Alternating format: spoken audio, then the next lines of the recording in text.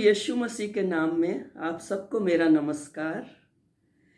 एक बार एक art gallery ने चित्रों की एक बहुत बड़ी प्रदर्शनी लगाई। देश विदेश से उसमें चित्रकार अपनी अपनी पेंटिंग्स लेकर आए और सारी पेंटिंग्स एक से बढ़कर एक शानदार और अनूठी थी।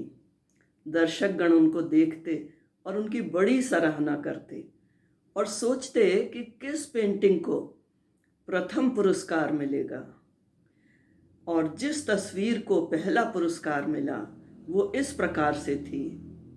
समुद्र में एक बड़ा भारी तूफान आया हुआ था, ऊंची ऊंची लहरें उठ रही थी और किनारे के साथ एक बड़े पहाड़ की एक दरार में एक घोंसले में एक चिड़िया अपने छोटे छोटे बच्चों को लेकर बड़ी शांति से इत्मीनान से बैठी हुई थी। कहीं कोई डर नहीं, कोई चिंता नहीं, कोई परेशानी नहीं। इस पेंटिंग का शीर्षक था तूफान के मध्य में शांति।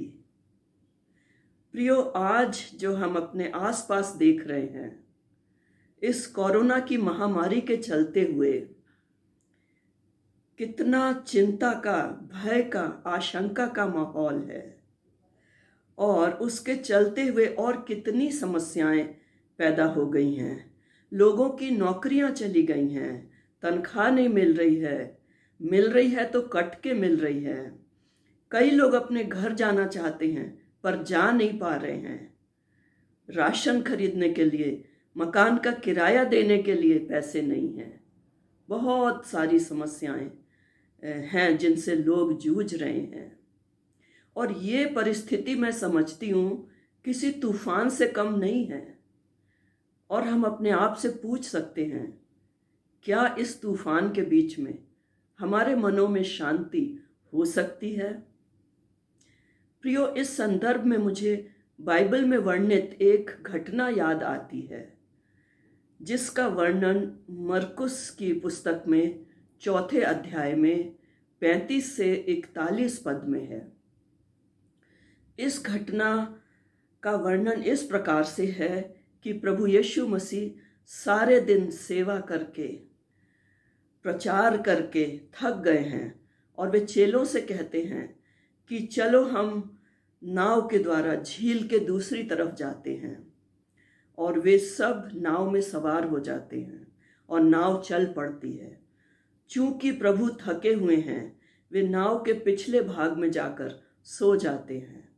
चेले नाव को खे रहे हैं, लेकिन शीघ्र ही हम पाते हैं कि एक बहुत बड़ी आंधी आती है और तूफान उठता है और लहरें जो हैं वो नाव को इधर से उधर हिला डुला रही हैं, डांवाडोल कर रही हैं। पानी नाव में भर रहा है। अधिकांश चेले बड़े अनुभवी मछुआरे थे, लेकिन अपनी हर कोशिश के बावजूद वो नाव को कंट्रोल में नहीं रख पाते हैं। और तब परेशान होकर वे प्रभु को जगाते हैं और कहते हैं, प्रभु आपको चिंता नहीं, हम यहाँ पर नाश हुए जाते हैं, डूबने वाले हैं। और वचन में लिखा है, प्रभु उठते हैं और आंधी को डांटते हैं, पानी को डांटते हैं और सब तरफ शांति हो जाती है। और उसके बाद चेलों से प्रभु कहते हैं कि तुम क्यों डरते हो, तुम्हारा विश्वास कहाँ है? और मैं सोच रही थी कि प्रभु चेलों से ये दोनों बातें क्यों कहते हैं। चलिए थोड़ी देर हम इस पर मनन करते हैं। प्रभु ने कहा, तुम क्यों डरते हो? ऐसा क्यों कहा? वो परिस्थिति ही डरने वाली थी। इतना भारी तूफान था और डूबने का, नाश हो जाने का खतरा था। कोई भी होता तो डर जाता। फिर भी प्रभु कहते हैं, तुम क्यों डरते हो? मेरी समझ में इसमें 2 बातें हैं। पहली बात, प्रभु ये कहना चाहते हैं कि क्या तुमने मेरी ईश्वरीय शक्ति को नहीं देखा? तुम्हारी आंखों के सामने रोगी चंगे हुए, मुर्दे जीवित किए गए, दुष्टात्मा से ग्रस्त लोग मुक्त किए गए। कितने कुछ आश्चर्य के काम तुमने देखे। तुम तो इन सब बातों के गवाह हो, फिर तुम क्यों डर गए? और एक और बात जो प्रभु कहना चाहते थे, मैं तुम्हारे साथ नाव में मौजूद हूं, क्या तुम्हारी कुछ हानि हो सकती थी? फिर तुम क्यों डरते थे? दूसरी बात प्रभु कहते हैं कि क्या तुम्हें अब भी विश्वास नहीं? किस पर विश्वास?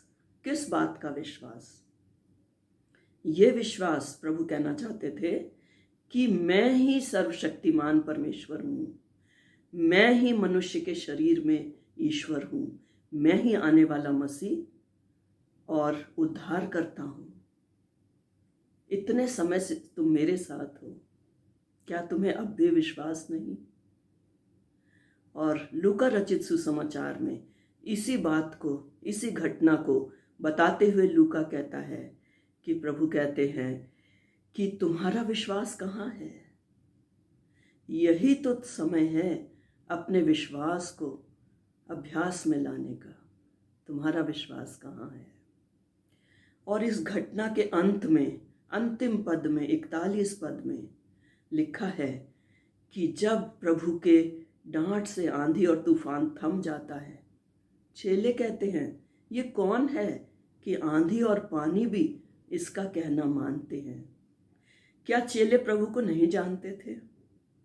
ये बात चेलों के मुंह से कुछ अजीब सी लगती है कि ये कौन है।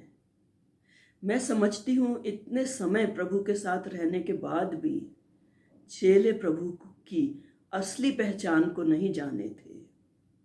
वे प्रभु को एक रब्बी, एक अच्छे शिक्षक, एक गुरु, एक आश्चर्य काम करने वाले, चंगाइयाँ देने वाले के रूप में जानते थे, लेकिन प्रभु को उसकी पूरी संपूर्णता में नहीं जान पाए थे। प्रभु को उसके पूरे पूरे ईश्वरीय स्वभाव और ईश्वरीय सामर्थ्य के साथ नहीं जान पाए थे। उसे सृष्टिकर्ता के रूप में नहीं जान पाए थे। आज इस तूफान के मध्य में उनको प्रभु का एक नया प्रकाशन मिला कि वो सृष्टिकर्ता भी है। एक नई झलक मिली, एक नया पहलू उनको देखने को मिला। और प्रियो, इस घटना में से कितना कुछ है जो हम सीख सकते हैं। चलिए हम देखते हैं।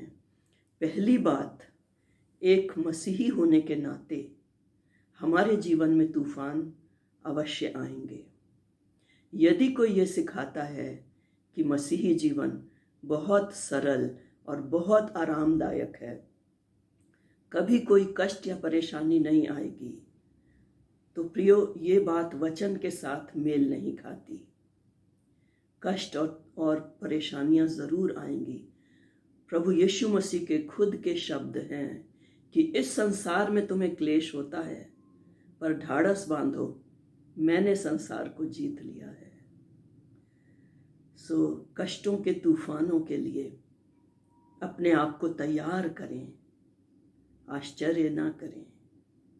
दूसरी बात प्रियो, यदि प्रभु यीशु मसीह हमारी नाव में है तो वो कभी डूब नहीं सकती, हमारी कोई हानि नहीं हो सकती। आज हमें अपने आप से पूछने की ज़रूरत है, क्या प्रभु यीशु मसीह मेरी नाव में है? यदि है तो बहुत अच्छा है, नहीं तो आज ही समय है। प्रभु को अपनी नाव में आमंत्रित करिए और प्रभु से कहिए, मुझे आपकी बहुत ज़रूरत है, आपके बिना ये मेरे जीवन की नाव पार नहीं लग सकती। आइए और मेरे जीवन का नियंत्रण ले लीजिए। और तीसरी बात प्रियो, तूफान के अवसर प्रभु यीशु मसीह के नए प्रकाशन पाने के अवसर बन सकते हैं, बशर्ते कि हम संवेदनशील हों और तूफानों के अवसर पर यह पूछने के बदले कि ये मेरे ऊपर क्यों आया, ये सोचें कि मैं इसमें से क्या सीख सकता हूँ। प्रभु से पूछें, प्रभु आप मुझे इसमें से क्या सिखाना चाहते हैं। और यदि हम ऐसा करेंगे तो हम प्रभु का नया प्रकाशन पाएंगे, उसको एक नए रूप में जानेंगे और नज़दीकी से हम उसको जान पाएंगे। चौथी बात, विश्वास को तूफानों के समय में ही प्रयोग में लाना सीखिए। कष्टों में, कठिनाइयों में अगर विश्वास ना दिखाई दे तो वो सच में विश्वास है भी या नहीं। और प्रियो, हम मसीही लोग टी बैग्स की तरह हैं, चाय के जो छोटे छोटे पाउच होते हैं जिनका असली रंग गर्म पानी में ही उभर के आता है। एक सच्चे मसीही का विश्वास कष्टों के गर्म पानी में ही निकल के आता है, दिखाई देता है। और पांचवी और अंतिम बात, प्रभु की सामर्थ और उसके अधिकार को सीमित करके ना देखिए जैसे चेले कर रहे थे।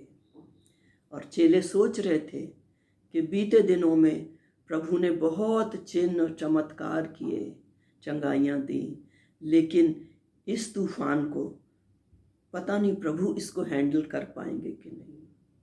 और कभी कभी हम लोग भी यही सोचते हैं, बीते दिनों और सालों में परमेश्वर ने मेरी बड़ी सहायता की, मेरी रक्षा की, मुझे मुश्किलों में से निकाला, पर ये जो वर्तमान कष्ट है, कठिनाई है, ये तो बहुत बड़ी है, पता नहीं प्रभु मेरी मदद कर पाएंगे कि नहीं।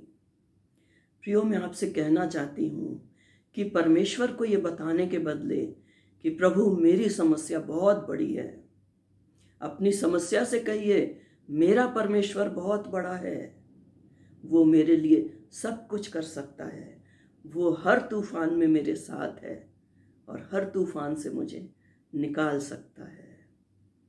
और प्रियो, आज जब हम इस बड़े कठिन समय से गुजर रहे हैं, चारों तरफ भय और आशंका और चिंता का माहौल है, हमें घबराने की ज़रूरत नहीं है। सिर्फ अपने आप से पूछिए, क्या प्रभु यीशु मसीह मेरे जीवन रूपी नाव में हैं? और यदि नहीं है तो प्रभु को आमंत्रित करिए। और यदि प्रभु हमारी नाव में है और हमारा जीवन उसमें केंद्रित है, तो मैं आपको बताना चाहती हूँ कि इस तूफान के मध्य में भी हमारे जीवन में शांति हो सकती है। और प्रियो, यही तूफान हमारे लिए स्टेपिंग स्टोन्स बन जाएंगे और हम इनमें से विजयी होकर निकलेंगे और ज़्यादा परिपक्व होकर और अधिक प्रभु की नज़दीकी में बढ़े हुए निकलेंगे। मेरी इच्छा और प्रार्थना है कि हम ऐसा कर सकें। आमीन।